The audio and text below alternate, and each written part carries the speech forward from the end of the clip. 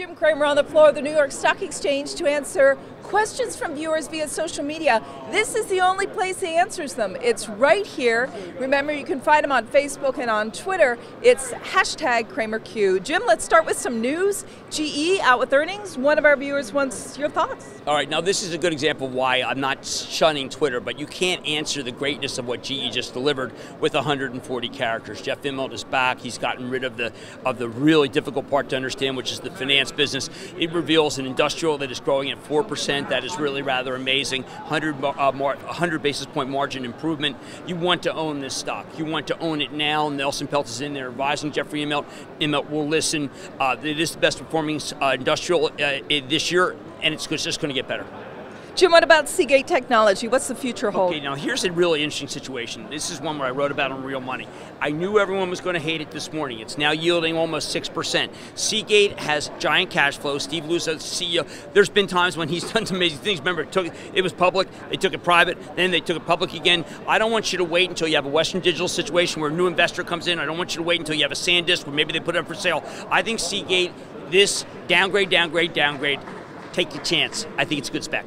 Jim, what about Facebook? Do you see it breaking past 100? Now, I have to tell you, Jack Moore and I, and Jack's my co-portfolio manager basically, and Jack has been saying, listen, I think at a certain point, Facebook, it's going a little bit too high. I feel that way too. Why? Because it sells off after the quarter. So just be mindful, as we're telling our people this weekend, our poll, just be mindful.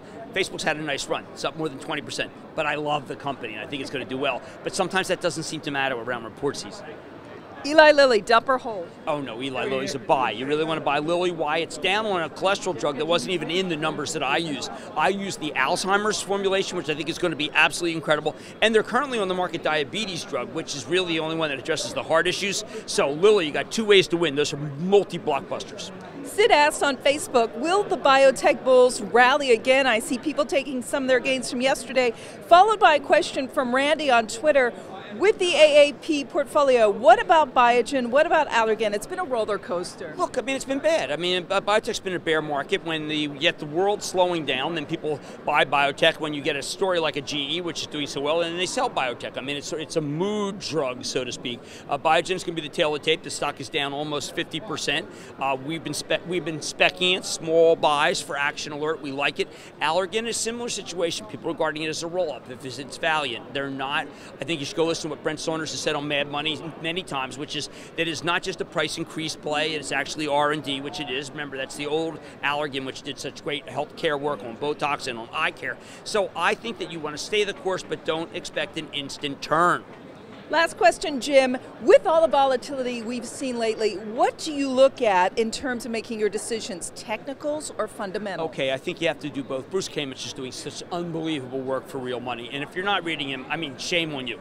Yes, okay, so you have to pay for Real Money. Sorry. Give it a trial, Bruce Kamich. I will point out, and I know that some viewers on Twitter are critical of me about this, that I have rules which say that when the S&P proprietary oscillator, which I pay a fortune for, and that's what you have to do, I'm not going to leak the answer, it's proprietary.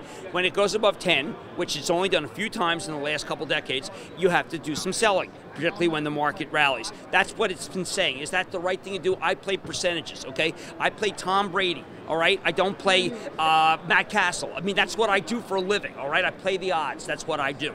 The odds say you're not going to make a fortune here until we work off the overbought, and we have not done that.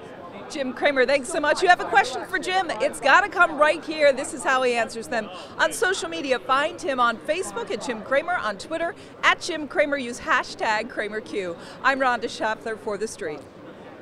To get more of Jim Cramer's investing ideas, as well as a peek at other stocks he owns in his multi-million-dollar charitable trust portfolio, subscribe to Action Alerts Plus. Sign up for Action Alerts Plus at GetCramerEdge.com. That's GetCramerEdge.com.